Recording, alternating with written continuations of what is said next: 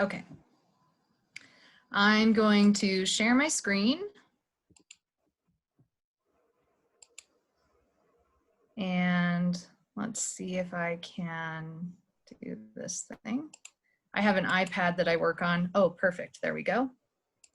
All right. So I am just going to, some of this will be a little bit of review from the video that we produced.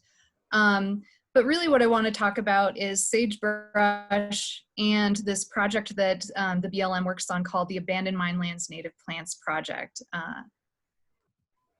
So this is a beautiful stand of sagebrush over in the Pinedale field office over by Pinedale in that high desert prairie over there. It's really gorgeous. And I just want to give you a little bit of information about Sagebrush Steppe and the sagebrush ecosystem. So at one point in time in the video, we said it covered somewhere between 131 million acres, which is approximately or around 240,000 square miles across 11 Western states in the Americas. This also extends up into Canada and into parts of Mexico. But currently there's only about 50 to 56% of that sagebrush steppe ecosystem is still intact and pristine. Some interesting facts about sagebrush is that depending on the species, it can grow anywhere from 2 feet to 12 feet tall. And if you've ever been out hiking and you've seen those really tall sagebrush that are taller than you are, that's usually a Great Basin big sage, and they are absolutely majestic. Their roots can extend anywhere from up to 1 to 4 meters below the ground surface. You know, usually around about 3 to 4 feet as a normal average sagebrush root, but a really old sagebrush can have, you know, a very deep root. And then sagebrush species talk to each other through volatile organic compounds when they're under attack by pests or other foragers like antelope or rabbits or any species that might be eating on it a lot, which we talked about in the video as well. And just some interesting uses about sagebrush for people is that people, prehistoric people in particular, used sagebrush for houses. They used it for fire, and they also used it for medicine. So it played an important role in the lives of prehistoric people. And we sometimes forget that when we're just talking about sagebrush in a modern context. And then we also have records from 35,000 years ago that show that sagebrush was predominant across the landscape. So I think that's kind of cool. In the video, we talked about some impacts to sagebrush, and I'm just going to go over those really quickly, but the #1 impact to sagebrush right now is wildland fires. This is taking out a lot of the community in these big, huge fires, which we are starting to call mega fires. And it's really hard for the community to reestablish itself afterwards. Other impacts to sagebrush are invasive weed species, specifically annual grasses like cheatgrass. And in this photo here, you can see the cheatgrass is choking out all of the other native species, including native grasses, native forbs, native wildflowers. So, and then cheatgrass is a fire plant. And so it likes to regenerate with fire, and it also dries out very quickly in the spring. And so, you know, the cheatgrass actually leads to the wildland fire situation that we have cropping up all over sagebrush habitat. This is something we didn't talk about in the video, but conifer encroachment is another impact to sagebrush steppe habitat. So as it gets a little bit drier and warmer, conifers, they prefer that habitat, and so they start to grow and they start to move from the more warmer climates out into these other areas, and they start to do the same thing that cheatgrass is doing. They start to choke out the sagebrush. So this is also another problem that we're working with when it comes to sagebrush habitat.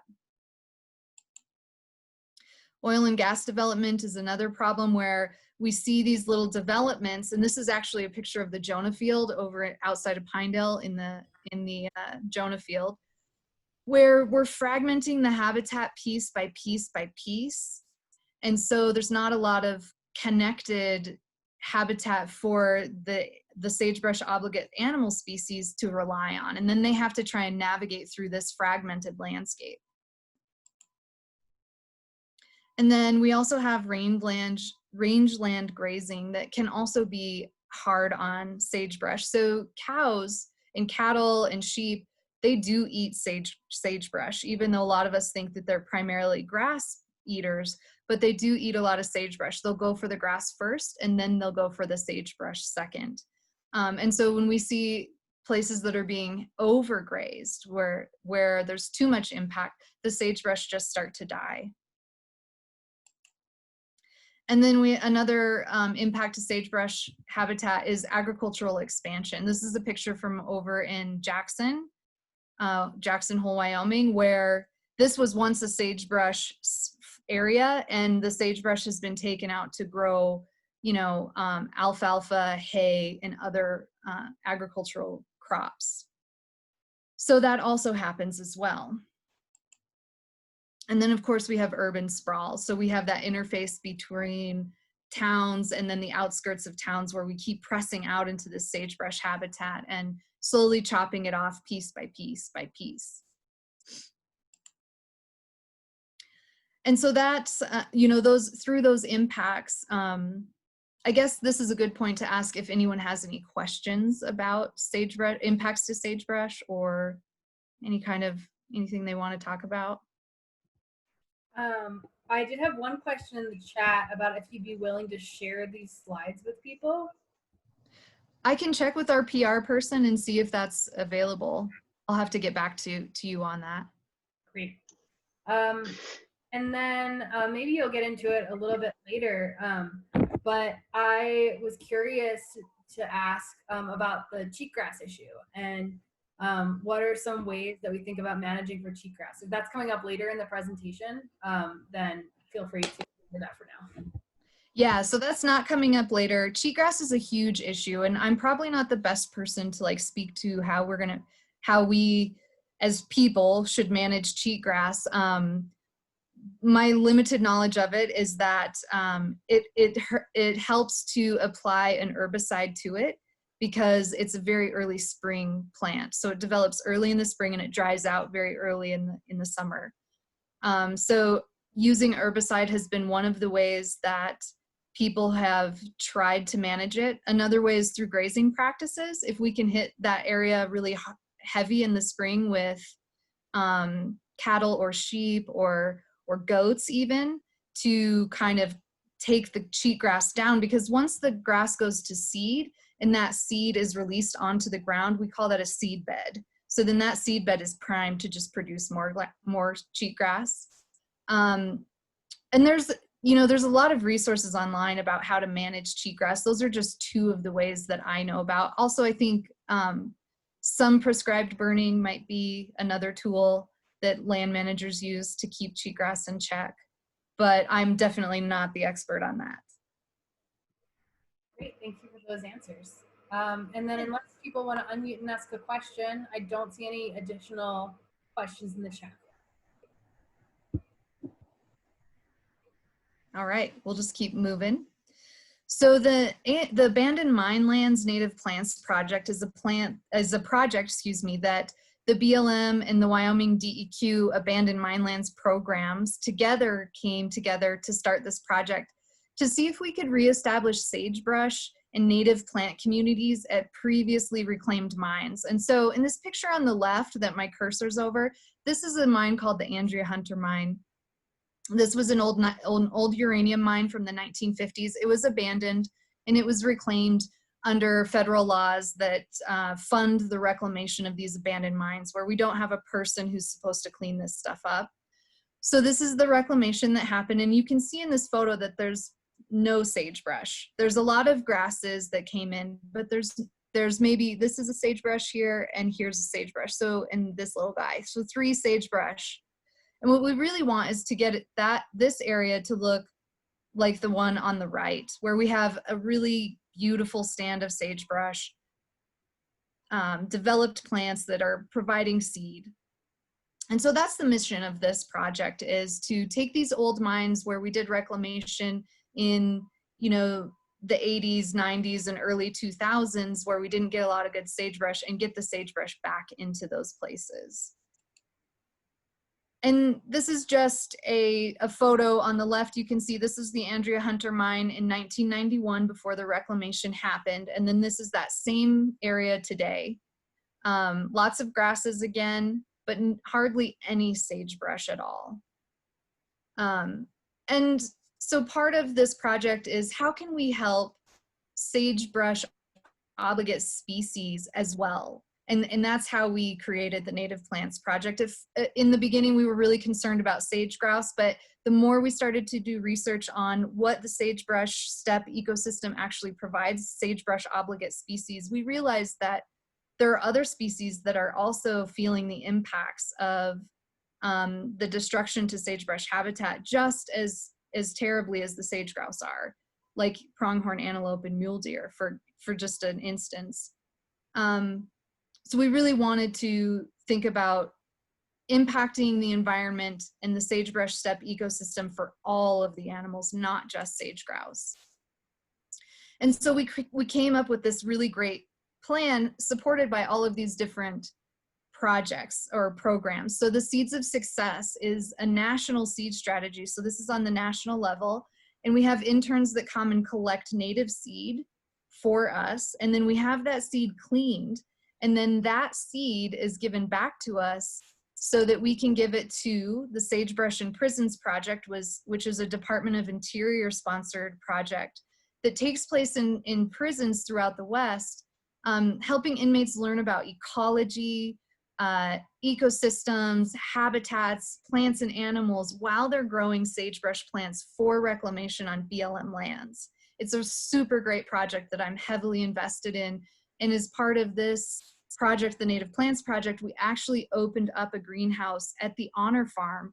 And now all of our plants that we are planting come from the Honor Farm, and they're grown by the inmates over there, and we get to interact with those inmates. And it's a really wonderful project. And let me see what my next slide is before. Okay, so I want to stop there just in case you have any questions about Seeds of Success or the Sagebrush in Prisons projects, because they're both awesome and I love talking about them. For sure. So I have 2 from the chat, or 3 from the chat, and I will read those off, yeah, I'll read those 3 off to answer, and then if other folks have questions, then unmute, please. So Rachel asked, where does funding for this reclamation work come from? Some of the funding comes through the state of Wyoming through their AML program. So the state of Wyoming has an AML program where they're cleaning up abandoned mines. Some of the funding comes through our federal BLM AML program. Some of the funding comes through the Seeds of Success. When they support our project, they're funded from the national level, so Department of Interior. And then the Sagebrush in Prisons project is also funded from the Department of Interior, so that's nationally. Great, thanks. Gail asks, can you talk about bison and elk? Do they prefer sagebrush over grass like cows? Elk definitely do. So in the summer, the elk go up high into the mountains, and in the winter they come down onto the sagebrush and they overwinter in the sagebrush. And they are known to eat that, and it can be a really good place for them to spend the winter.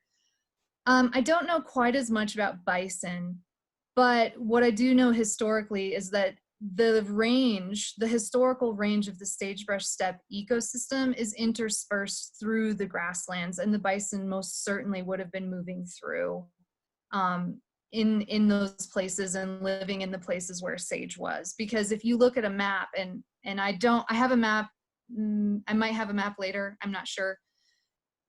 It's really like from the middle of North Dakota, South Dakota, that area, all the way over to California, where we see sagebrush steppe habitat. So that's the home range of bison. So I would assume that they feel right at home in sagebrush steppe habitat. Greyhawk asks, are the reclamation requirements not requiring the use of sagebrush as part of that reclamation process? Oh, sorry. Oh, sorry. I missed the first part of that question. Sure. Are the reclamation requirements not requiring the use of sagebrush as part of the process of reclamation? That's a great question. Yes, we do require that sagebrush seed is used in all seed mixes. And we talked about this a little bit in the video. So sagebrush seed rely 100% on their regeneration from their, sagebrush rely 100% on their regeneration from their seed. So they create hundreds of seeds each year, and then those seeds are knocked off by the wind and they're blown off into the seed bed, or that top layer of soil. But only about 5 to 8% of those seeds are going to germinate and create a sagebrush plant on its own. So it's very hard to get sagebrush seed to germinate and to grow little plants. And you have to put a lot of sagebrush seed into a seed mix. And we're starting to do some research. We have a partner in this project. The Nature Conservancy is partnering with us. And we're starting to do some research into how much seed do you actually need to be successful in establishing sagebrush from seeds. So that's a great question. We always require that sagebrush seed is in a seed mix, but it's not very successful. And that's been a problem across industries and across the board. And that's how the Sagebrush in Prisons project kind of came up, is that the success rate of getting sagebrush reestablished just from seeding and from pure live seed is not very high. Whereas if you plant seedlings, the success rate for getting those seedlings to live through the first year, second year, third year, fourth year into big established plants is between 80 and 90%. I mean, a lot of that depends on, some of that depends on, how much moisture you're getting. But when you're starting a seed in a greenhouse and you're growing it through the summer, you're pretty much starting that process. You're giving that seedling about a 3-year head start on just a little seed that you put into the ground.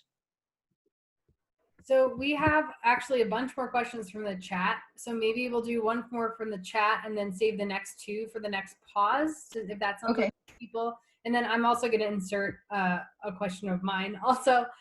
So Michelle asks first, what is BLM doing to protect the current stands of healthy sagebrush, especially in wildlife habitat areas? Wow, that's a really good question. Well, we're trying to, I don't think I'm the right person to speak to that, because in my capacity, I'm mostly working at abandoned mine lands, so I'm not working in a rangeland capacity. So let me start the answer by stating that I'm not an expert in rangeland management, and that I primarily work at abandoned mine lands where we're lacking sagebrush component and we're trying to put it back.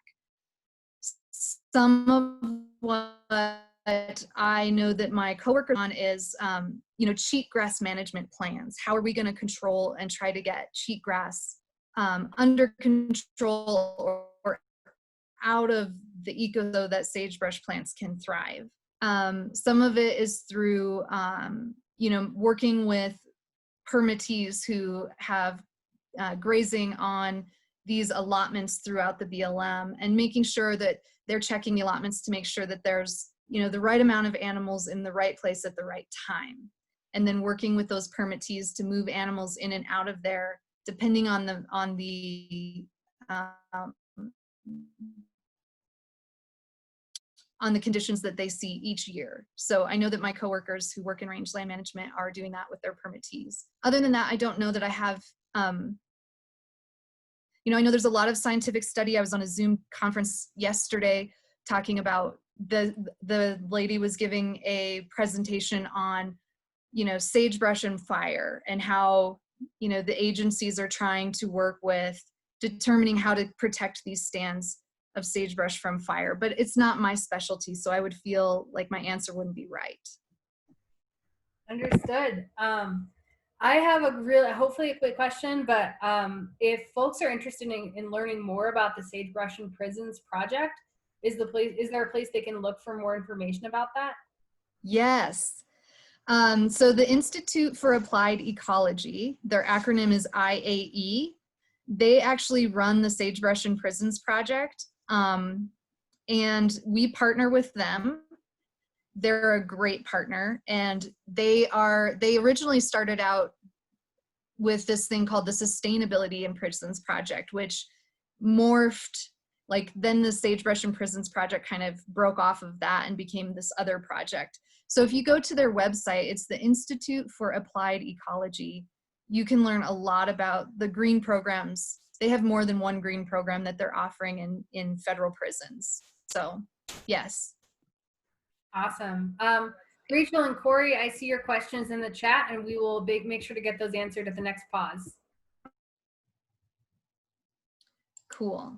So now I just want to talk about our work that we do with the Lander Middle School here in Lander, Wyoming. I reached out, when we first started this project, we reached out to the science teachers at Lander Middle School, and we asked them if they would be interested in having the kids come out and plant sagebrush with us as part of an ecology educational field trip for them. And they had just finished doing some work with their students on sage grouse. And so they were really into it, and it was so great. So they were super excited about it. So the first year we took out 45 6th, 7th, and 8th grade students to the Andrea Hunter Mine, which I showed you at the beginning of the slideshow, and we planted 900 seedlings together, and it was so much fun, and the kids had such a great time. And then the second year we planted 1,200 seedlings together again, and then this third year we planted 1,500 seedlings. And so we're just going to keep planning on doing these plantings with our young scientists, so they get to interact with us, they get to get out into the environment, and they get to see how important sagebrush is. And then we also created an art contest to just kind of bring in some more students to get them involved in why is sagebrush so important. And so the art students get to draw, photograph, paint, do whatever around a certain theme each year. We have the contest every year. And so here's the winning art from this year's art contest. I think it's really beautiful. The theme was the life cycle of a sagebrush plant.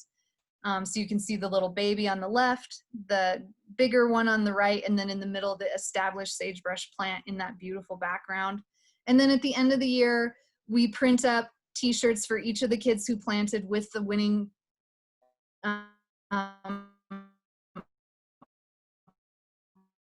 art on the back of it, and we send them out in the world. So I'm going to pause right here because now we're moving into more of like what kind of animals use sagebrush, and I can take some more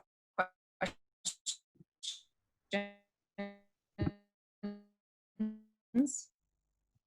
Perfect. Okay, so let's start with a question from Rachel. So Rachel wants to know if you can speak to this, or maybe if you can't, you know, who might be able to answer this question. Why doesn't more funding come from corporations that are developing in these areas? Or does it? That can be a tricky question sometimes. We do have a partner in this project called the Wyoming Mining Natural Resource Foundation. And so this group of people, they're a nonprofit organization that represent the Trona mines, and they're actually part of our project. So they do work with us, and we've reached out to coal companies and other extractive industry companies to see if they want to partner with us on this project, because we think that on the other side of this project, we have a research and design project where we're working on a technology called seed pods, and seed pods can help protect sagebrush seeds, so that, you know, the idea behind it is that we could throw these seed pods out onto the landscape, and those seeds will do better than just being thrown onto the ground themselves. And so we're trying to reach out to industry to have them partner with us on this research, because we believe that this research will be able to help us develop better habitat reclamation practices, not just for abandoned mines, but for oil and gas development. And so we're slowly getting there. You know, it's just challenging because none of us have a lot of funding at this point. And so we have to learn how to pool our funding together to create bigger pots of funding so we can do this work together. And you know, we're in really tight times budget wise this year and a lot of years, and so it's not for lack of trying, but the great thing is that we continue to build partnerships, and the BLM is a multiple use agency, and so you know, we try to look at our reclamation projects that way as well. So I guess that's all I can really say for that. For sure.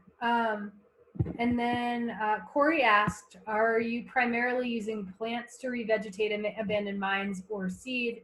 Are you using a mixture of grasses, forbs, and shrubs? Yes, so seed, when the mines are reclaimed, they usually do a thing called where they pit. So they have this little machine that kind of like jags down into the soil, and then they drop seed into these little holes. And so they will reseed with a seed mix that will include forbs, grasses, and shrubs, shrub components like sagebrush or rabbit brush. And then, you know, hopefully that comes up. But one thing we have to keep in mind is that grasses are very fast growing. Forbs are pretty, you know, semi-fast growing, but sagebrush is very, very, very slow growing. And so it's really hard to get a sagebrush like the sagebrush in this picture established from just pure live seed, because it can take 10, 15 years. And that's why we're kind of approaching these abandoned mine lands with the focus of like, let's plant some seedlings that we grew, because those little seedlings have a leg up and they're gonna thrive, and they get a better chance at establishing into a bigger sagebrush plant. I've said this a lot. I like to think of sagebrush as like the redwoods of Wyoming. Sure, they don't grow tall, but man, these sagebrush in this picture that we're looking at right here could be anywhere from 50 to 100 years old. They're very slow growing. I hope that answered your question. Last question from Gail. Gail would like to restore sagebrush on an area of her property. She's curious if you have any recommendations about how to get the best information on that and how to go about that successfully. Yeah, so sagebrush is uniquely adapted to the environment in which it comes from.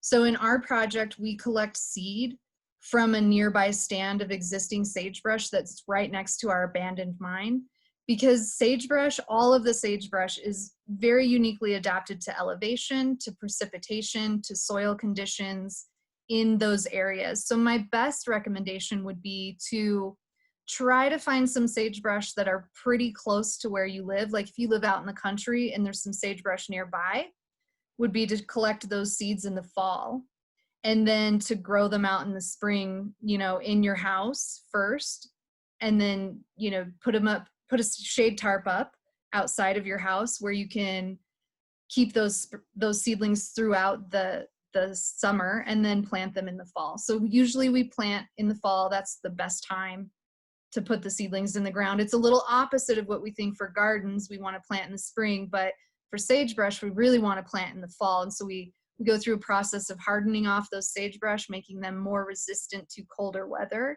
And then we get them in the ground, and then we let that snow from the winter just sit on top of them. And then usually in the spring, that snowpack helps feed them in the spring and get them really robust. So I would collect local seed and start there. Awesome. And then finally from Terry, how often do you go out after planting seedlings to water them? We don't. Well, that's not quite true. The first year, my first year planting, I loved those little seedlings so much. So I did go out and water them. And then, you know, after that, it's like, you can't water 900 seedlings all the time. It's too much for one person. So what we did is we now water them pretty heavy when we put them in to the ground, and then we just leave them. And we plant in like November. So pretty soon after that, the snow is down on the ground and they're already moving into dormancy for winter. So they don't need like a ton of water, but we do water them a lot when we plant them. And there was just one year where I went out and watered those little seedlings because I just cared about them so much. So I don't water them anymore, but we do give them plenty of nutrients as we're growing them throughout the summer, so that their roots get really established and they have big, strong roots, so they're going to survive through the winter. Excellent. I think we're good to continue. Okay, so this is my favorite part of the presentation, because you can say to a person, oh, there's 350 sagebrush obligate species in Wyoming, and we think, great, I have a number, but what does that actually mean? So we're just going to flip through some pictures, and I'm going to tell you what these species are so that you get a better idea of it. And when you're out in the sagebrush area recreating or hiking or doing whatever you do, you start to recognize these species. So of course, I'm going to start with the big ones. So elk, they winter in sagebrush habitat all winter, which in Wyoming, we know winter's a long time. So they're not spending a long time up in the mountains. They're spending most of their time down in sagebrush. Of course, we have the iconic sage grouse, the greater sage grouse here, that we all know its existence is completely tied to sagebrush. And if the sagebrush disappears, this bird will go extinct. And I love these little babies down here in the corner. They blend in so well. And there they are underneath this protection of the sagebrush. This is where they hide and live their lives out. Pronghorn, they primarily eat sagebrush. They also eat grasses and forbs, but sagebrush is a huge component of their diet, as it is their habitat. They do migrate up into the mountains for part of the summer, but they primarily live in sagebrush habitat. Their populations are not doing very well right now. Their populations are very low, and there's a lot of concern for antelope viability and populations. Mule deer, we have areas that are managed by the BLM that are called crucial winter habitat for mule deer. And this is where they spend most of their time. I mean, we don't have a very long summer. Yes, they're up in the mountains, but throughout the fall and the winter, they're down on these lowland, shrubby desert places with a lot of sagebrush. And again, mule deer populations are dwindling. They're not doing well. And in some regards, I'm a lot more concerned for them, because they have a lot more going on. Like, they're killed more often on the road. They have heavy predation from mountain lions and other predators, and their habitat is shrinking.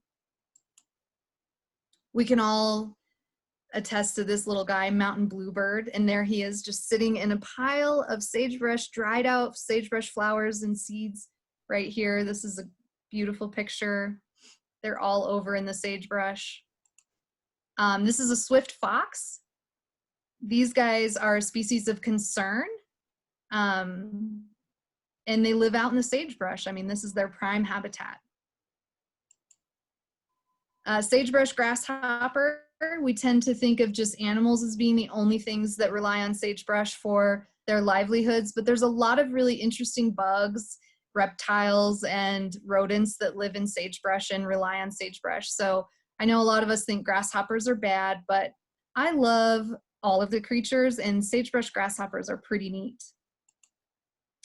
Some of us don't even realize that bats are using sagebrush to find, creatures like grasshoppers to eat. So this is the spotted bat. It is a bat species that is in Wyoming that relies on sagebrush habitat, so it can find little bugs that live around sagebrush to eat. So these guys are out there roaming the sagebrush plains. Giant hares, we've all seen these guys running around out there. Bighorn mountain sheep. We often think these guys are really up high in the mountains, but if you drive over to Du Bois, where you can get a glimpse of some of these bighorn mountain sheep, you'll notice that sagebrush is everywhere. They also eat this. It's their habitat. Coyotes, of course. Prime habitat, sagebrush country. This is the Wyoming pocket gopher. This is a species of concern. And this pocket gopher only lives in sagebrush habitat. This is the logger-headed shrike. This is one of my favorite birds. Such a big, beautiful bird. And these guys are out in the sagebrush flats, and their populations aren't really doing so great as the sagebrush is getting smaller and smaller. This is the sagebrush vole, who relies completely on sagebrush for its livelihood. Sagebrush lizard. I've never seen one of these guys out in the wild yet, but I have friends who have, and they're just amazing little creatures. Oh, this is one of my favorites. This is the, this is a curlew, and if you go over to Farson, this is a wetland bird, but they love to be in that ecotone where the sagebrush kind of melds into the wetland. And so these birds are amazing. Love them. And I love this picture down here because you can see here's all this beautiful sagebrush, and this amazing bird is spending its life there. Ferruginous hawks. They build their nests out of dead sagebrush branches, and they're a ground nesting bird. And so they use the sagebrush for their nest, plus they also live in that territory and hunt in that territory. The common ground squirrel. I love this little guy. He's just hanging out in the sagebrush bush. This is the sagebrush katydid. I have not seen one of these. I hope to someday. I'm always keeping my eyes out for the weird bugs that live in sagebrush. But you can see that this guy is especially adapted to be living in this plant because he's the same color. Oh, this is my favorite bat. This is the Townsend big-eared bat. And this is also a species of concern in Wyoming. We have these bats in Wyoming, but they're not doing, I mean, we're concerned about them. But they also live in and around sagebrush habitat. Burrowing owl, one of the cutest little creatures around. Love this guy. And of course, these guys live out in the sagebrush. They burrow down into the ground. This is called a Harrah's moth, or its other name is the sagebrush moth. I have not seen one of these. I hope to someday. It's such a beautiful big moth. So these guys are direct pollinators for sagebrush. So they help keep sagebrush healthy and pollinating across different plant not plant species, rather plant populations. This is the brewer's sparrow, and this little guy, he's directly tied to sagebrush. So when the sagebrush isn't doing well, he's not doing well either. This is the Miriam shrew that lives out in this landscape and relies on this landscape for its home. Of course, we all have seen the horny toads, or the horned lizard as they're known. This guy is called the sage thrasher, and he's another bird, another little songbird or perching bird that's his well-being is directly tied to sagebrush. So as sagebrush populations dwindle, we see sage thrasher populations dwindle as well. The American badger utilizes this territory as well. This is the sagebrush grig. It's a giant cricket that relies on sagebrush for habitat and forage. Haven't seen one of those. And of course, black-footed ferrets. Pygmy rabbits, these are another species of concern. And you can see this little guy just munching away on a sagebrush. And then there's all kinds of dragonflies that move throughout this landscape as well. What is this guy's name? I can't remember. I can't remember this guy's name, but this is another songbird that is also directly connected to sagebrush. And there's a lot of scientific papers out there on how sagebrush habitat, as it shrinks, songbird populations decline. Sorry, I can't remember its name. Oh, this is the pallid bat. This is another, so we do have scorpions in Wyoming, and this bat primarily, he loves to eat scorpions, and scorpions live out in that high desert sagebrush area, and so he's in and out around there, and you can see in this picture he's got a little scorpion in his mouth.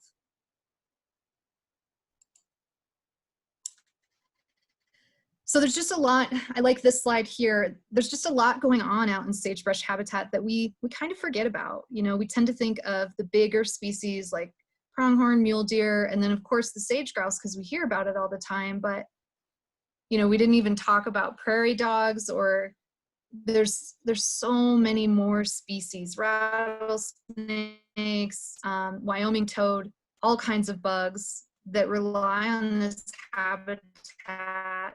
And this ecosystem is threaded together, you know, so if you take out one component, someone else is going to suffer in the system. So this is a great place to pause for some more questions. I don't know if everybody was so transfixed by the wildlife photos as I was. I was just like, oh, look at that. So there aren't any questions in the chat. Oh, sorry about the barking. If folks are very much welcome to add questions from the chat. But a quick question for me first. For folks that maybe want to brush up on their naturalist skills and maybe learn how to identify some of these species, are there any field guides that you would recommend for taking out into the sagebrush? Yeah, we have the BLM's worked with an organization to create a sagebrush field identification guide. I don't have one on hand. It's really cool because it can help you tell between different species of sagebrush because there's a lot of different sage out there. And then we also have a sagebrush bird guide. So that will help you identify birds that you see in sagebrush. And you can come by the BLM and pick these up or ask for them. Or you can email me and I can get you some. And then, you know, there's a lot of really good, like just bird guides, or, you know, just Google on Amazon, like Birds of North America. I have the Birds of North America book that I love.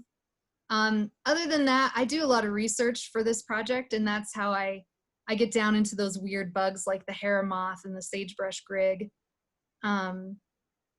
So if you're interested, you know, there's always opportunities to volunteer on our planting and to be a part of the project. You could always come and just come hang out with us and learn more too.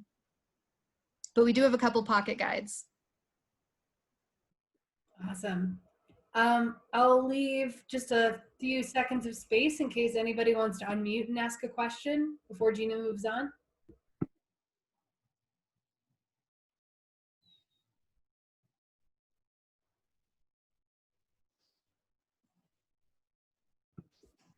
All right, we might be okay.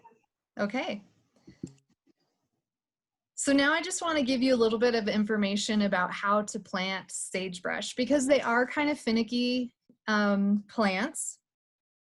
And then you can really see our process and how we work with the kids. And last year, so we've done 3 kid plantings, or student plantings, I should say. And then we've also, last year we did an inmate planting. So we took 20 inmates from the honor farm out to the field and we taught them how to plant sagebrush, and we planted, I think we planted like 7,000 sagebrush with them. It was really great. So this picture here is what our sagebrush look like when they come to us. They're in these little round things that we call containers. And they're anywhere from 4 to 6 inches tall with about a 10-inch root system. And these pictures I love because sometimes, you know, we're surrounded by sagebrush, but we don't really look at it like a naturalist would. But this is what the flowers look like. So they're these beautiful yellow, mildly fragrant flowers. They can be really sticky before they've dried out. So if you're collecting seed like I do every fall, you got to go out and see if the flowers are done being sticky or if they're dry. And sometimes when you try to pick the seed, if they're too sticky, your fingers get real sticky. This is what a sagebrush seed looks like magnified. So they're not this big, they're very tiny. They look like just little specks of dirt in your hands, but this is under magnification. This is a sagebrush seedling that has spent 1 year growing in the ground from seed. So if you compare that, so this seedling here was grown outside from live seed, and this is 1 year of growth. And we'll go back here. These guys, this is like 3-4 months of growth in the greenhouse. So you can see how we really can jumpstart the process of getting these seedlings in. 1 year in the wild, couple of months in the greenhouse. And then just to give you an idea of how extensive these root systems are, I love this picture. These are a couple years old, and this root system is going to spread out, you know, horizontally, but also vertically, going down into the ground. And these roots are going to help hold together. Sometimes the soils are very fragile in Wyoming, so these root systems are really holding together the soils. And then up here is a picture of what it looks like when we're growing this out. So there will be thousands of sagebrush seedlings that we grow out for planting each year. And then when we head out into the field, we use this tool, is called a hodad. It's kind of like a pickaxe, but it doesn't have the pick on the other side. And we dig the holes, and then we pop out the sagebrush seedlings out of their containers, and then we plant them into the ground. And this is what a seedling looks like popped out of its container. So you can see the development of all of these roots in here. Nice, thick, beautiful, hardy roots. And so what I want to point out with this picture is that here's the top part of the sagebrush, but we have much more going on down in the bottom of the sagebrush. And we do this on purpose, and how we achieve this is through certain fertilizers. So there's certain mixes of fertilizers that will be better for root systems to develop versus the top part of the plant or the leaf structure to develop. And so we feed the root system to keep them really strong and massive, so that when we put them in the ground, that root system is going to keep that sagebrush seedling alive. And this is my presentation that I do with the Lander Middle School kids, showing them how we plant a seedling, because seedlings do not like to be bent. They don't like to have air pockets around their roots, and they don't like to have too much water down in the roots. And so we dig this hole out that's in the shape of the container, and it's also mimics the shape of the root ball. And then we're going to place that seedling into the ground. We want to make sure that the top of the root structure here is level with the ground. Because if we plant it too deep, if this goes below the level of the ground, that seedling will die. If it's too far poked out, if it's up here, the seedling will die. They're very finicky. And then we take some of the dirt and we squish it in down around the roots till it's really firm and compact. And then we do that all the way so that the top surface is even. And that is a perfect planting of a seedling. And I couldn't find any good pictures of this on the internet, so I drew these pictures myself because I really wanted to illustrate like the right way to plant a seedling. So this is a bad way to plant a seedling. As you can see, the top of that surface isn't even with the ground surface. So this part of the plant is being suffocated and it'll die. Fail. This is what I tell the kids. Fail. This doesn't pass. And likewise, if the seedling is too high and it's not even with the ground, but we just decide to pile some soil up on top of it, what will happen over time is this soil will erode and these roots will be exposed and this seedling will die. So we want to make sure we're planting very specifically. So that is the end. I love these little birds down in the sagebrush. So yeah, if you have any more questions, I'll stop sharing my screen and we can just hang out for the last couple of minutes and chat. Thank you. Yeah, I'm gonna turn my video back on because I think we're safe in terms of the recording.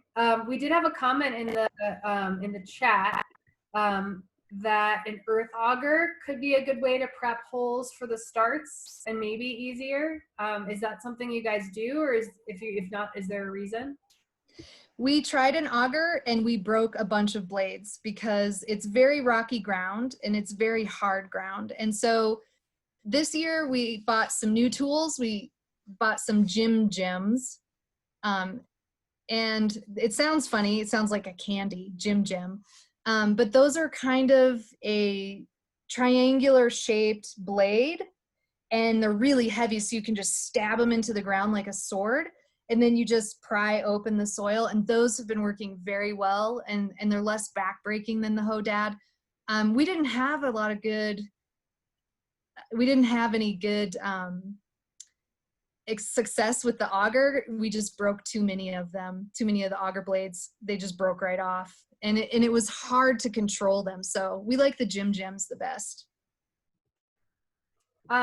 Great Hawk wants to know, how far apart do you plant them? Oh, yeah, that's a great question. We plant about 1 meter apart, so that's about 3 feet. And that's big enough to allow that sagebrush to really branch out and have its own space and then you create this great canopy with little openings for other little native plants to grow in. Yeah, so about 1 meter, 3 feet. Cool. And then lots more compliments generally on your slides and also specifically your drawings. And so, yeah, people are definitely interested. I see a question here about the soil. Oh, yeah. So we use a mix of potting soil and perlite, which allows for good drainage. And then the fertilizer we use is high in phosphorus, because phosphorus really gets those roots to grow bigger, better, stronger. If you want the leafy part of your plant to grow better, you want to put in nitrogen. Nitrogen will make the leafy part of the plant grow bigger. Phosphorus will make the root grow bigger. And then we fertilize every 6 to 8 weeks as we're growing these little plants out. Does anybody have any questions that they'd like to unmute and ask before we adjourn for the day? We can sit for a little bit and wait and see.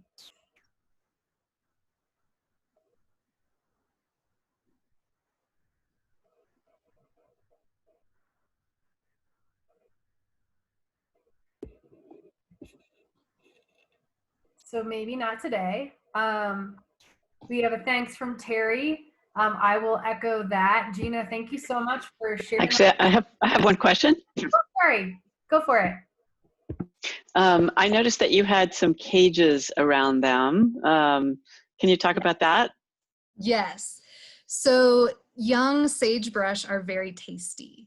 And we put the cages around them because it helps for their first year or two to protect them from predation from small rodents, antelope, rabbits, sagebrush voles, all of those little creatures that are just looking for a young, tasty shoot to eat.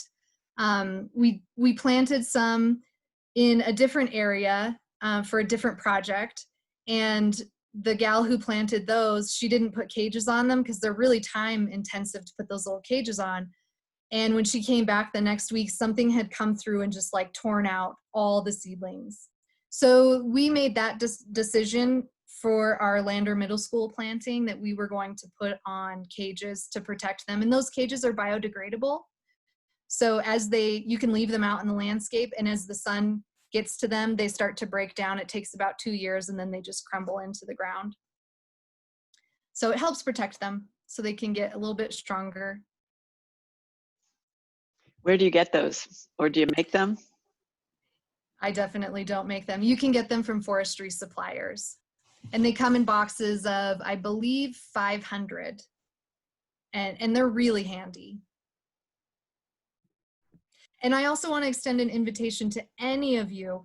If this is something that really speaks to you, please reach out to me through my BLM email address. I'll put it in the chat box.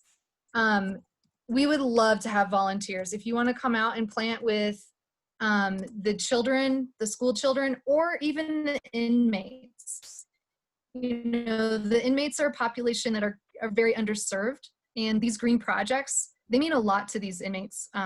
Before I started working with the inmates, I was a little trepidatious, but the more research I did about about green programs in prisons, the more research that is being done, what we're finding is that the men who participate in these programs are more successful when they get out of jail. They become rehabilitated, they become better citizens.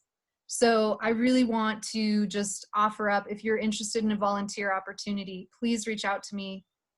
You know, the children are wonderful to work with. We usually try to pair an adult up with 1 or 2 kids, and then we go out and plant together. And it's a great time to get to know the youth, but also let them get to know you as well, because they're curious too. Fantastic. Thank you for that offer, Gina.